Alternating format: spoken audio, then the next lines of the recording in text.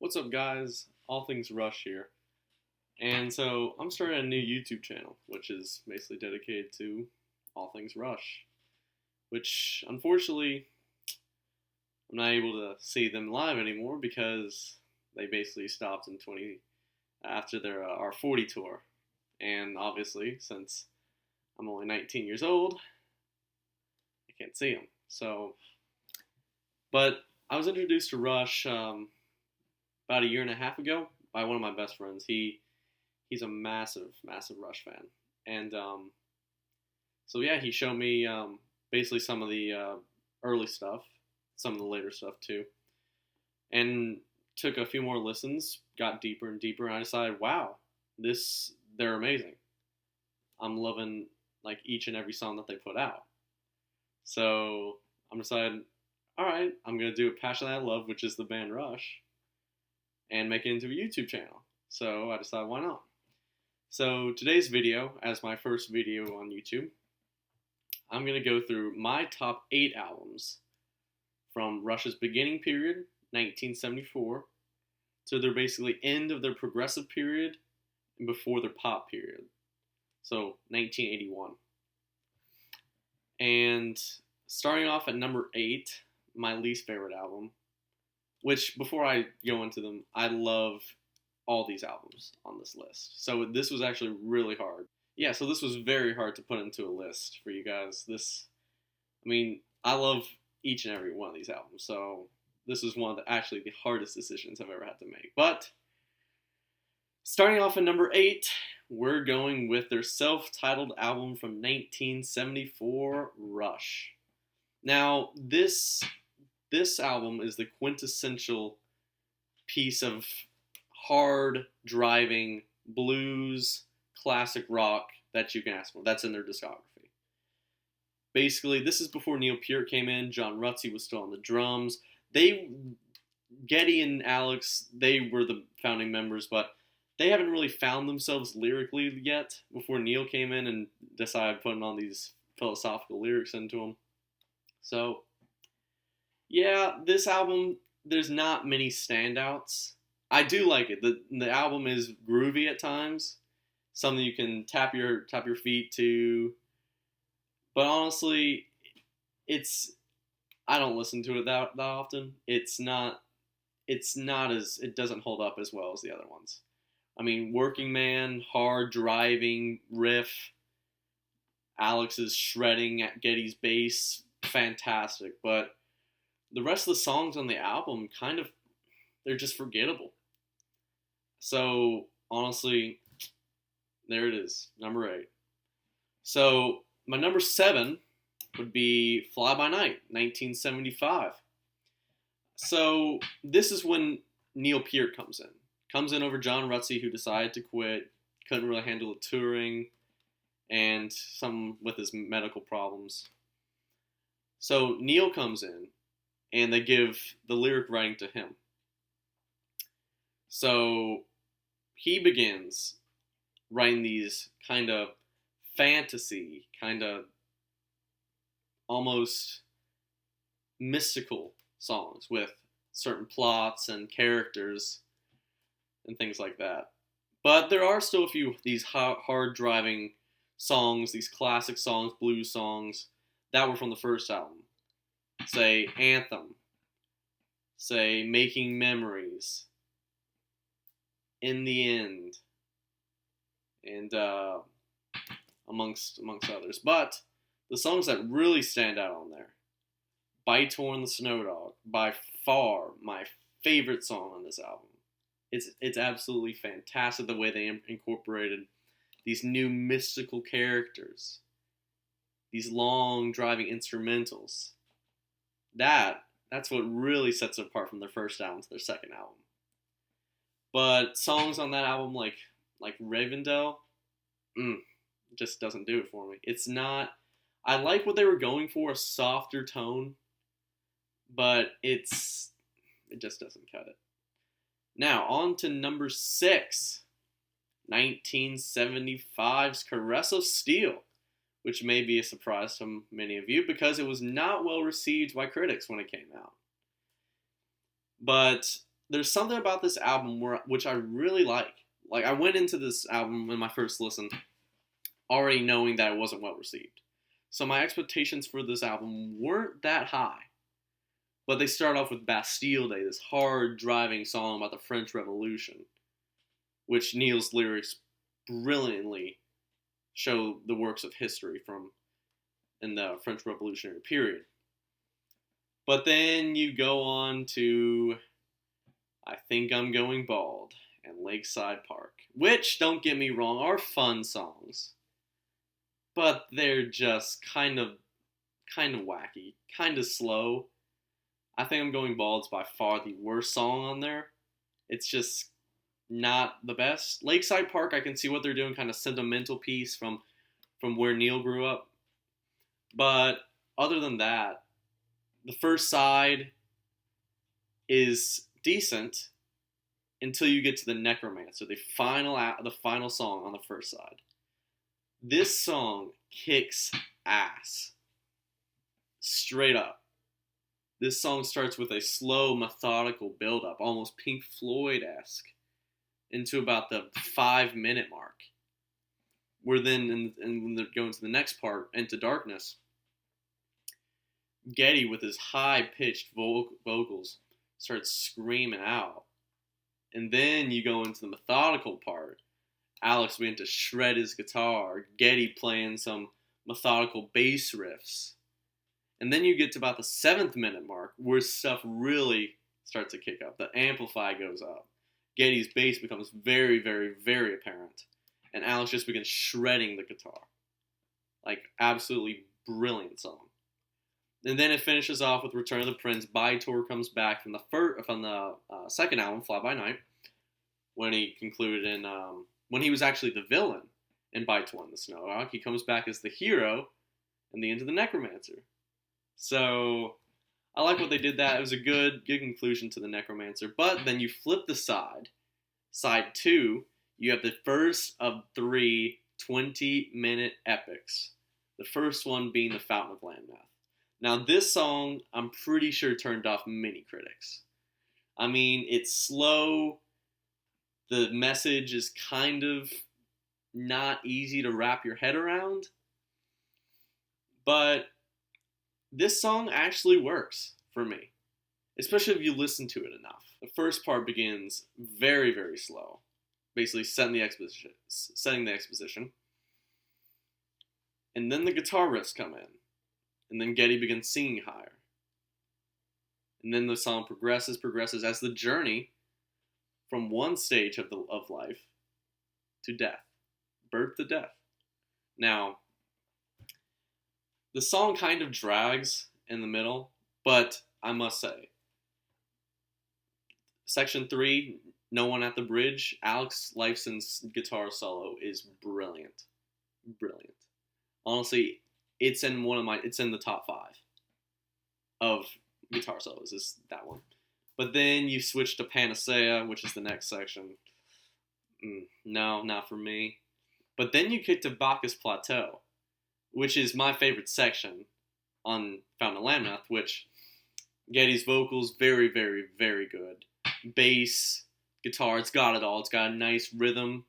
It's fast. It kind of brings it back to their former stuff from Fly By Night, but in a certain section. And actually, in some other countries besides Canada, United States, Great Britain, Bacchus Plateau was actually individualized as a single on that album, released as a single, because I guess the band thought it was the best one out there too. But then it concludes with eventually the protagonist finding the so-called fountain, and he's disappointed. He tried finding this his whole life, and he found it, and he's like, oh, this is it. My life's done. And he felt disappointed. Then he basically dies. But overall, Crest of Steel, good album. On to number 5, 1980s Permanent Waves. Now, this album was the shift from progressive to more mainstream pop. You have the songs of Free Will, Spirit of Radio, Those two songs are probably the most airplayed songs from Rush on mainstream rock radio.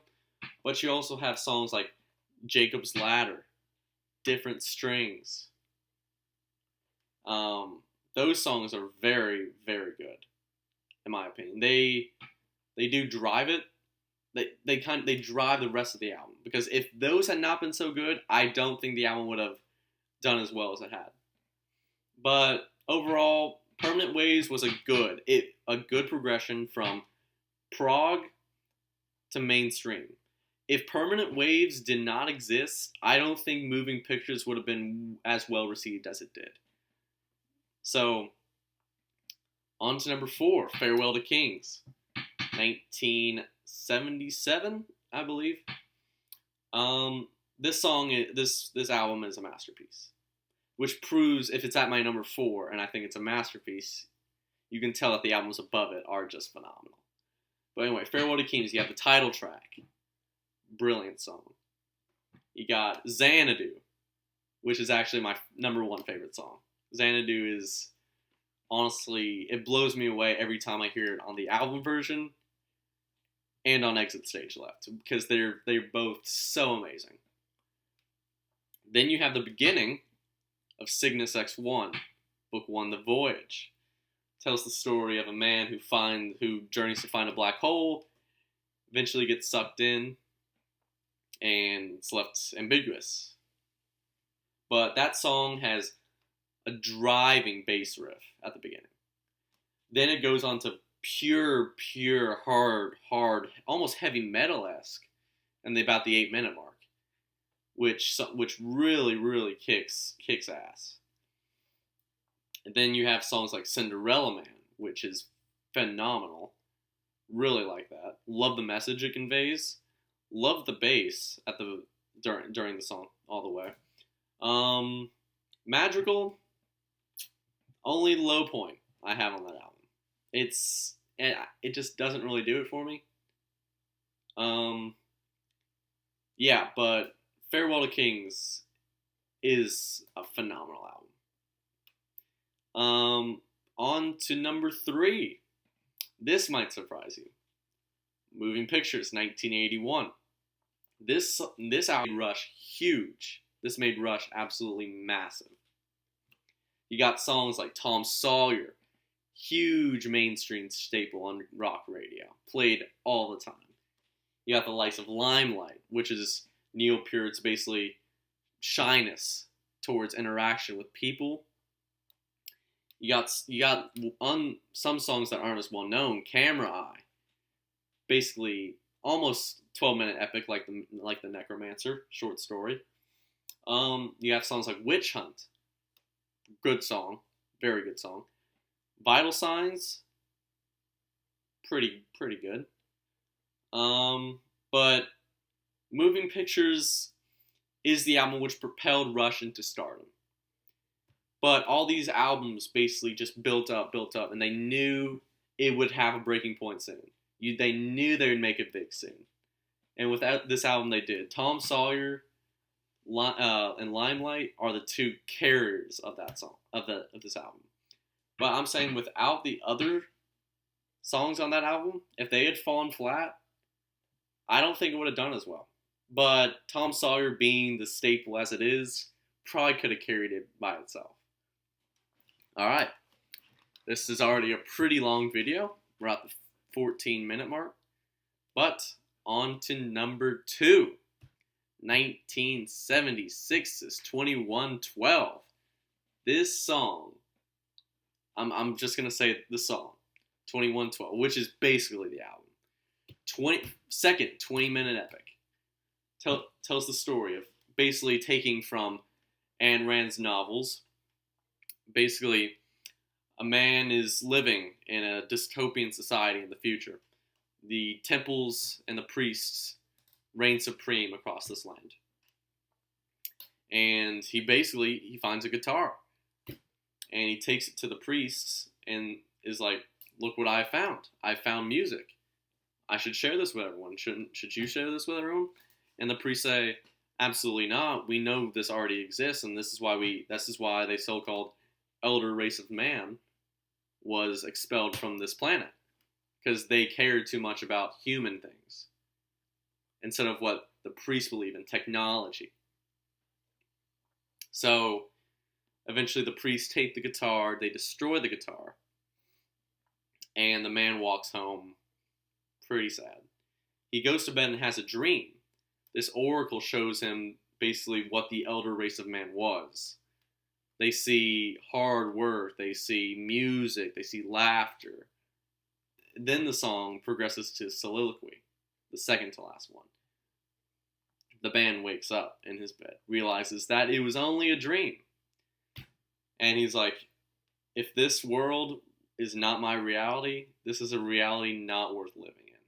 So he decides to kill himself.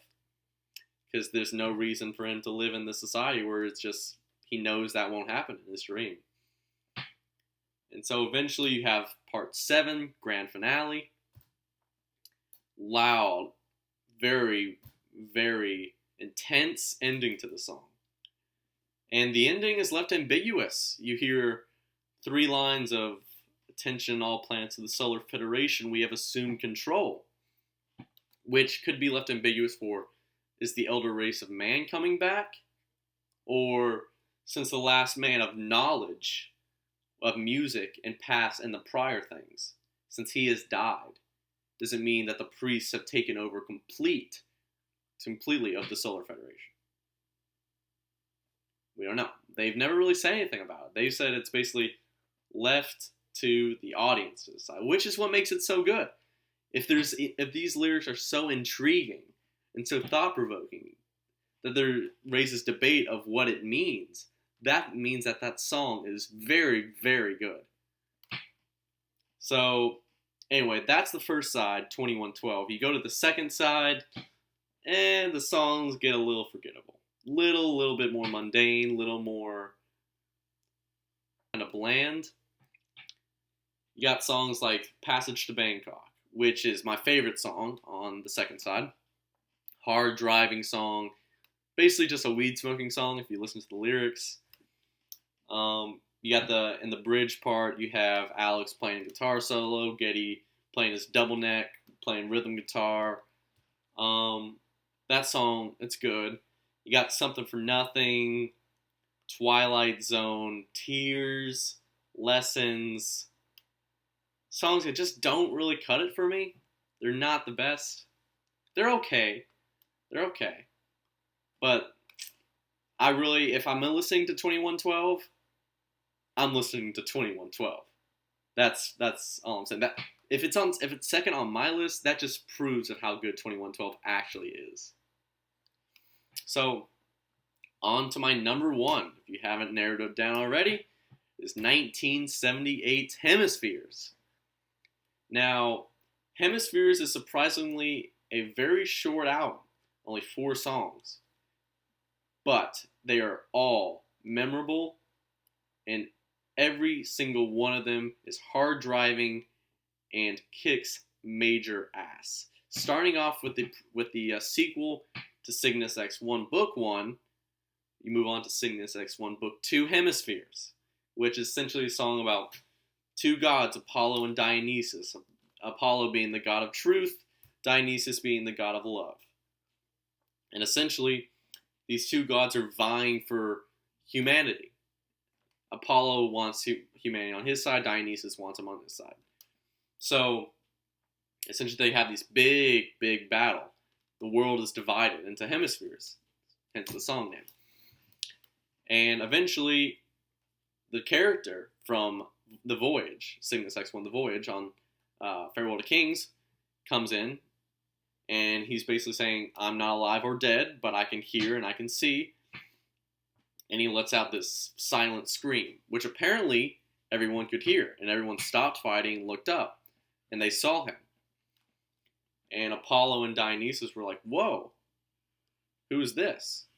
And so since he stopped the people fighting, Apollo and Dionysus basically named him Cygnus, the god of balance. So, good way to end that song. Very, very good bass riffs, odd time signatures, very, very good guitar work, drumming work, phenomenal. Honestly, my second favorite song next to Xanadu. And then you have The Trees, which is a good song, very good message, very good metaphor for a lot of things, especially in today's political climate. You could very well correlate the things written in The Trees to the political climate now. Anyway, that's a very good song. Then you move on to probably the most forgettable track on there, Circumstances. It's basically about Neil Peart's adventures and when he was living abroad somewhere, I think in England. Kind of forgettable. But then you move to the last song, La Via Strangiato. There's nothing there is by far no better instrumental on this planet than La Via Strangiato. I mean, you can tell me in the comments below if there's anything better, but La Via Strangiato begins with a wicked acoustic guitar solo by Alex. It slowly builds up, keeps building, and then explodes. And then, so they keep going, and then it kind of slows down, and Alex begins playing. Begins ramping it up, begins this wicked guitar solo. Shredding the thing. Absolute shredding. So, and then it basically, after that stops, keeps going, and then song keeps progressing. It's a 9.5 minute song. So, honestly, my favorite song on that album is Cygnus X1, Hemispheres. Second album is La Via Strangiato. Second favorite is La Via Strangiato. So, yeah. That was my top 8 Rush albums from 1974 to 1981. Hope you guys enjoyed it. If you guys like this video, I might do the Rush albums from 1982 on to Clockwork Angels in 2012. But if you guys hit the thumbs up, you guys leave a comment, subscribe, that will be much appreciated. Thank you guys, and I will see you later.